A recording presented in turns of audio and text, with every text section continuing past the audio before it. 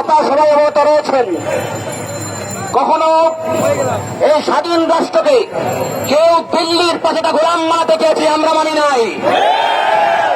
কখনো এদেশকে পিণ্ডি দালাল বানাতে চেয়েছে, আমরা মানি নাই। এখন যারা মার্কিনদের দালাল বানাতে চাই, আমরা মেনে নেব না।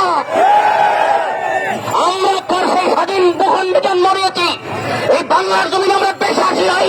সুতরাং আমাদের ম্যান্ডেট নিয়ে বিপ্লবের ফল হয়ে যে সরকার গঠন হয়, সেই সরকার জনগণের রায় ব্যতীত এই দেশে এইরকম জাতিসংঘ নামের বেইমান সংঘের কার্যালয় বাস্তবায়ন করতে দেবে না।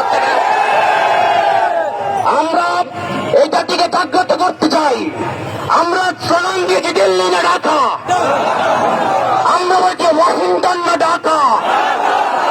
সুতরাং এই বাংলার মানুষের, বিশেষ করে ছাত্র সমাজের আন্দোলনের ফসলে যে সরকার হয়েছে, সেই সরকার যদি পতিতালয়কে সন্ন্যাস করে নাম লিখতে চায়, সেই সরকার যদি আবার আমার দেশকে গিয়ে যুদ্ধের দিকে গিয়ে যেতে চায়, জাতীয় ফ্যাসিস্টের পতন করে দিয়ে বাংলার জমিনে বাংলার মানুষ যখন জেগে উঠবে, ছাত্র সমাজ তামামি যে ইসলামী এসো যত ইসলাম সংগঠন ছাত্র সংগঠনের যখন রাস্তায় নেমে আসবে, ফ্যাসিস্টের মতো এদের পতন নিশ্চিত হবে। সময় থাকতে সমুদ্রের উদয় হওয়া চাই, নতুবা অনেক পালিয়ে গেছে, আপনারা ভালোবার পথ খুঁজে পাবেন না। শেখ মাহমুদ তালামিজ এবং জাতীয় ধন্যবাদ জানিয়ে আমার কথা শেষ করছি। আসসালামু আলাইকুম রহমতুল্লাহ।